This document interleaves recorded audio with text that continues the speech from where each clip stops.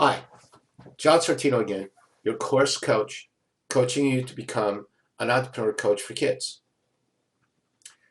Lesson 6, Qualities of Great Leaders. Some articles and books list more qualities than my list of 5, but I like to keep this simple so that kids can understand them.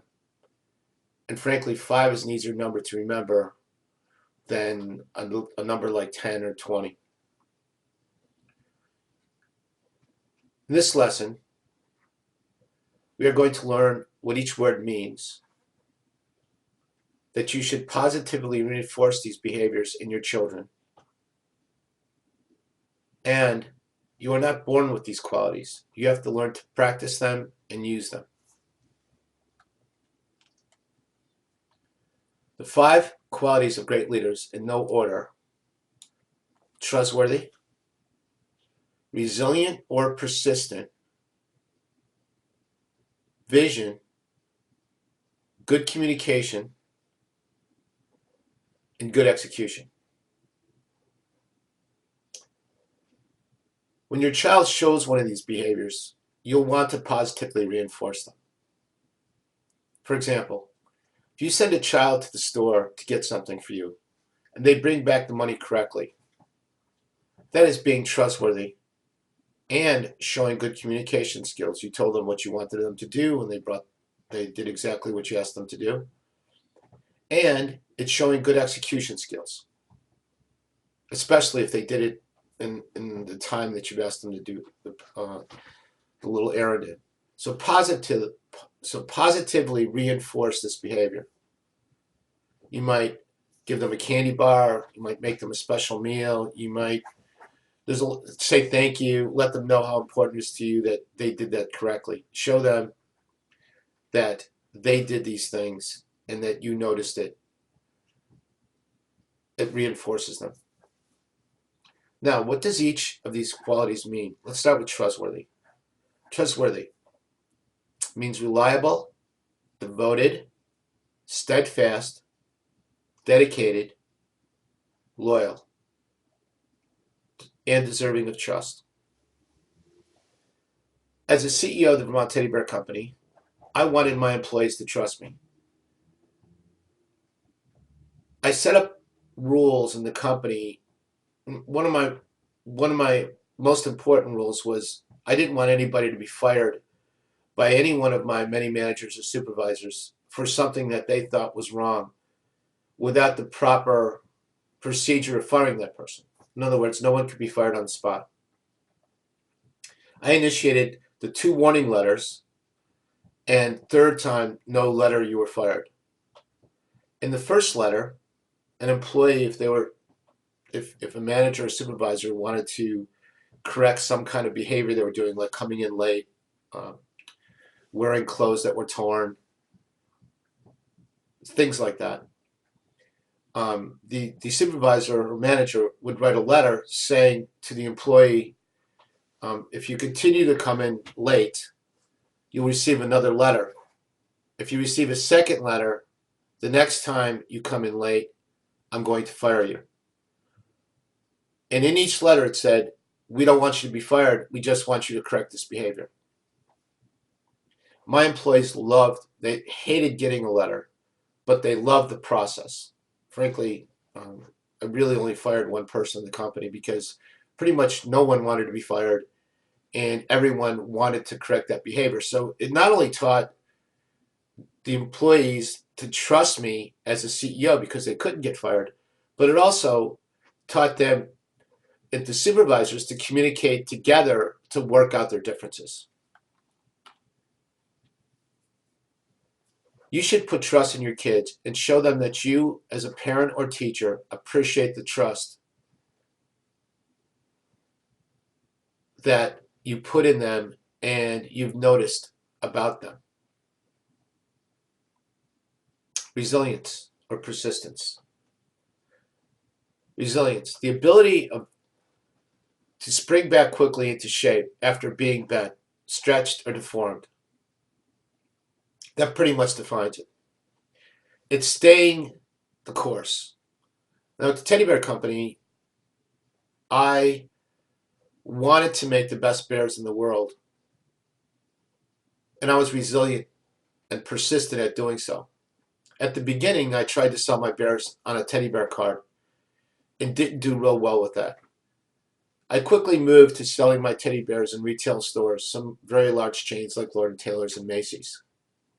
And I did horrible at that, although I did sell quite a few bears and my sales were about 400,000. I sold to stores all across the United States. The retail part of selling my bears was not working, but I was still persistent in all of the problems that they set at me that was brought before me, because I wanted to make the best bears in the world and have the best teddy bear factory. Eventually, I learned how to sell my teddy bears using advertising and especially on the radio. So my resilience got me to where I wanted to go. Vision. Vision is, we talked a little bit about vision in the earlier lesson, but it's really seeing where you want to go. It's to plan out the future, to reach goals, and to grow your company. Cornelius Vanderbilt, who's in the, highly recommend that you watch the TV show series, The Men Who Built America. Cornelius Vanderbilt was the first one that they show in the series. And it shows how he took $100 and bought himself a ferry boat in New York City and eventually became a very large owner of shipping boats. But he saw the future in railroads. So he sold all his ships and he bought railroads. He became the largest railroad person in the United States and one of the richest people in the world. Norman Rockefeller, his vision was to be the largest oil person in the United States, meaning he cornered 90% of the oil production in the United States. He was very upset when an antitrust law came around and they forced him to break down his Standard Oil company into, I think it was 34 companies. But Rockefeller's vision was control oil. I talked a little bit before about Milton Hershey. His vision was to make chocolate at affordable price. My vision at the Teddy Bear Company was to make the best bears in the world. Communication, good communication, is something you really need to work hard at. It's not only a good business skill, it's a good life skill. Good communication is basically saying something or writing something and delivering a message. And you want to know if that message was delivered properly and received properly. Simply put, if I say something to you like, go to the store and buy a pair of black shoes, and you repeat back, you want me to go buy a pair of shoes? And I said, no, I want you to buy a pair of black shoes. And then you repeat back, oh, you want me to buy a pair of black shoes? Then I know you're receiving my message correctly. But if you came back with a pair of brown shoes, we've got a problem with our communication. In advertising, which I did a lot of at the Vermont Teddy Bear Company, I was communicating with my customers and future customers, and I used radio to communicate with them about different events we had, whether it was Valentine's Day or Mother's Day, and what products we were selling on those particular days, and why they should order my particular product over somebody else's. So I worked really hard at communicating with customers. I can't stress the importance of good communication skills. One of the most important things about communication is learning to listen. Again, at the Vermont Teddy Bear Company, people would come into my office and I would try to solve their problem before I even heard all of the parts of the problem that they were trying to say to me. Eventually, I learned to sit there I put my hands actually on my seat, and I didn't say anything until they were done speaking. And then when I repeated back to them what I thought I heard and they said, yes, that's correct, or if I was wrong, they'd say, no, that isn't what I meant, then that's how we were communicating correctly back and forth.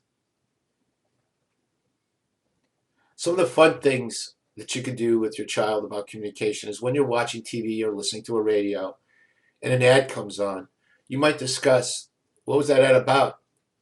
Did you like it? Were they communicating to you? What do you think they wanted us to do? That kind of thing.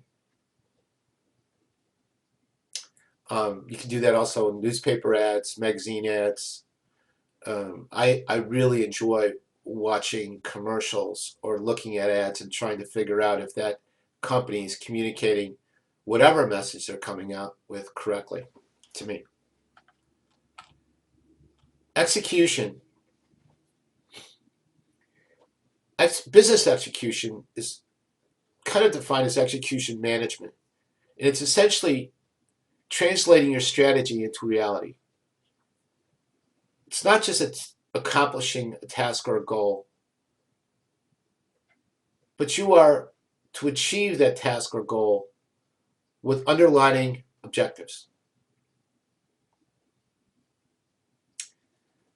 A good execution will focus not only on what was done, but how it was done. Now, when it comes to kids, if one of the goals for a child is to get an A in a class, but let's say the child cheated to get the A, that's not good execution. Now, if a child got an A in the class by doing all the work correctly, that would be good execution. Remember, good execution is not only about achieving a goal or strategy, but also it's very important on how you achieved the goal. To review, people are not born with these great qualities. They learn them and they practice them and reinforce them in your children. Make sure your kids know what the words mean. Put them up on a wall in your house, in the kitchen, in the kid's bedroom, someplace where pretty much everyone in your family could see these rules. If you're a teacher, put it up in your classroom, in the front of the room, because it's great to look at all the time and discuss every once in a while. Okay, thanks for listening. This lesson was a little short, but I'm pretty sure everyone got the point of it. Your homework this week is to put up the 5 qualities of great leaders in your home or your school on a wall so everyone could see them. You should discuss them at different times so that the children get to know what these words mean. And also keep in mind, it's really important to positively reinforce these qualities when you see a child doing them correctly. You might buy them a candy bar, or you might make them a special meal. If they've done something really special, you might put a little extra money in their savings account. But definitely reinforce them. Thank you all. See you all on lesson 7. Bye for now. Hi, Johnson.